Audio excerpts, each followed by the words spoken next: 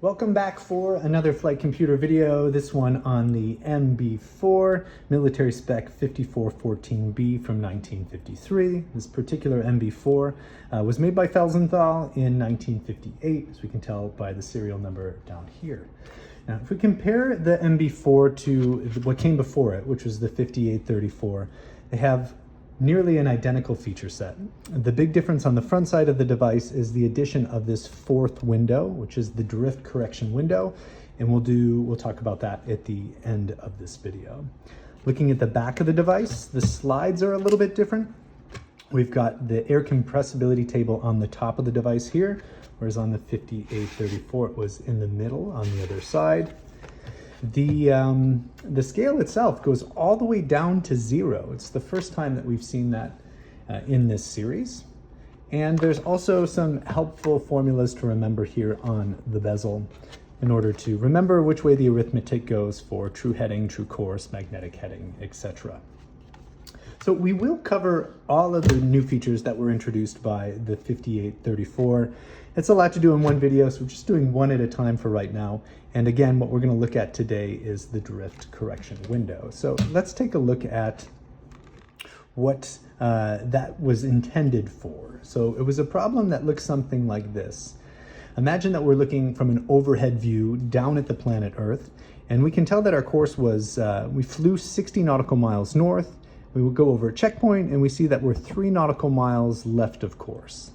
So what we have here is a right triangle. And if you remember your basic trigonometry, what we know, we want to find this angle right here. We know the length of the side that is opposite the angle, which is 3 nautical miles. And below that, adjacent, the length adjacent to that angle is 60 nautical miles. And so we would then divide those two values, which we can do. So let's go ahead and set that up. We've got 3 indicated by 30 on the flight computer. We divide that by 60. 3 divided by 60, and our answer is right here under the 1. So that's going to be 0.05.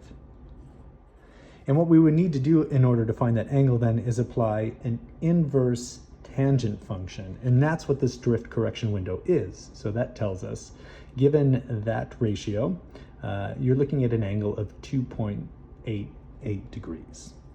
So that would be the angle that we would need to apply to to parallel our course.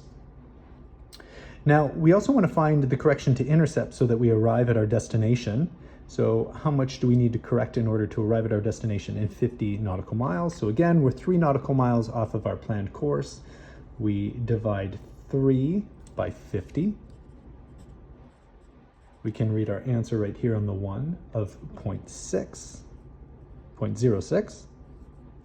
And we would again do an inverse tangent function on that and get an angle of 3.4, looks like 3.42 degrees, or approximately.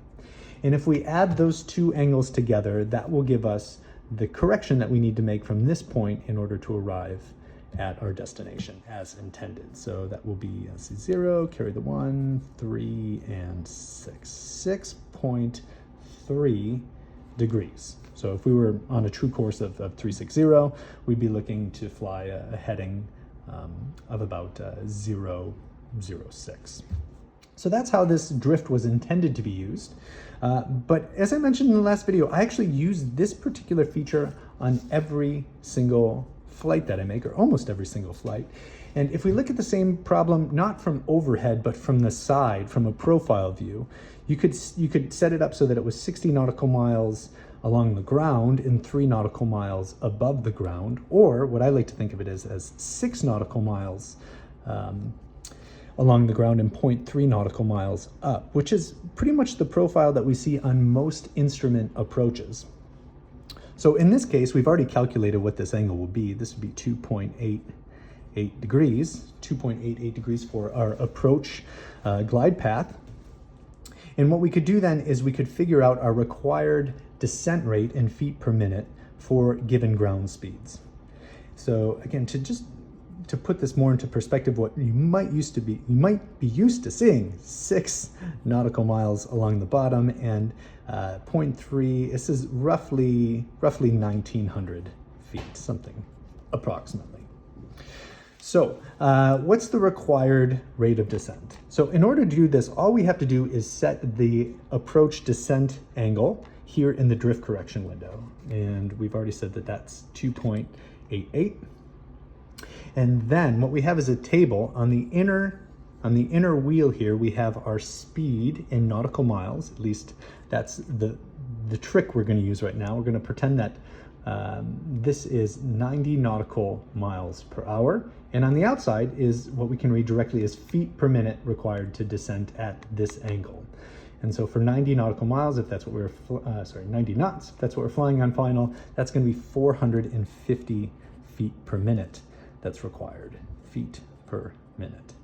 Now, if we turn final and the GPS says we've got a 20 knot headwind, we don't have to change anything on the flight computer. It's already set up for us. We've already set the angle, so we just read 70 knots over the ground, and that requires 350 feet per minute descent rate to stay on profile, 350 feet per minute. And if we turn final, well, that was a funky M. If we turned final and we had a 20 knot tailwind, then we'd be looking at 110 knots as our ground speed, and that would require a descent rate of 550 feet per minute. So I do use that trick on every single flight. You might be saying, wait a minute, there's some trickery going on here. How are you going from nautical miles per hour on one scale to feet per minute in the other?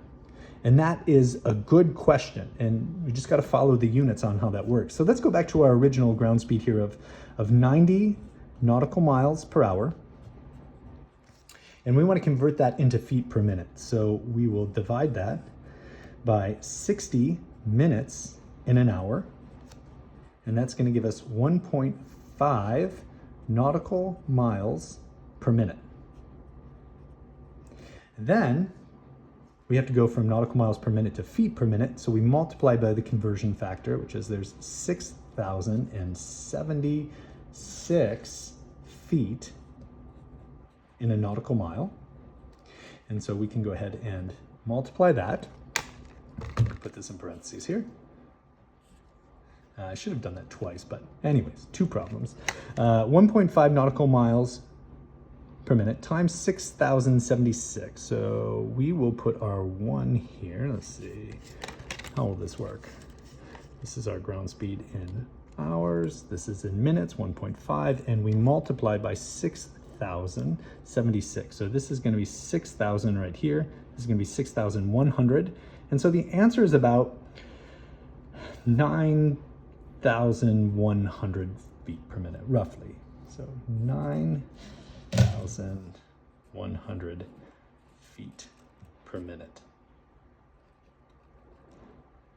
So if we do this again, starting over again, we set our ground speed, we set our glide angle of 2.88 degrees, and then we go and read our, think of this now as feet per minute, our feet forward per minute, 9,100 there. That gives us a required descent rate of 455 feet per minute.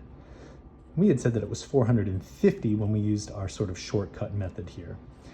So the difference there, you can tell, we're just sort of looking right at it. We could think of this as being nautical miles per hour, or we could actually do the math and think of it as feet per minute.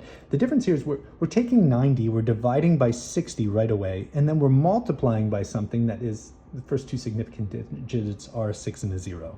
So to the slide rule, the way it presents, it's almost the exact same number. You can tell it's the difference between looking here at 90 or 91. So if you're okay with a 1% or roughly 1% error in this calculation, you can just go ahead and read this inner dial as being nautical miles per hour.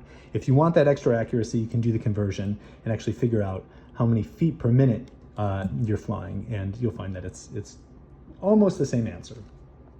So if you don't have a drift window on your computer, you can still use this trick.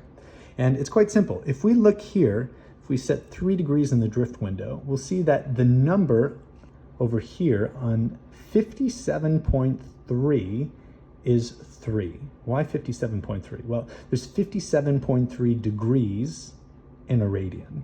And so if we take 3 degrees divided by 57.3 degrees per radian, actually get our answer in radians right over here.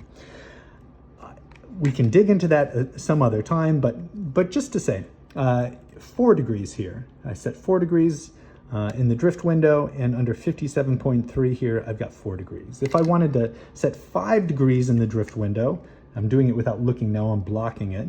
I'm gonna set 57.3 degrees there on 5, and you can see I can find 5 degrees anyways. So I do this on my flight computer.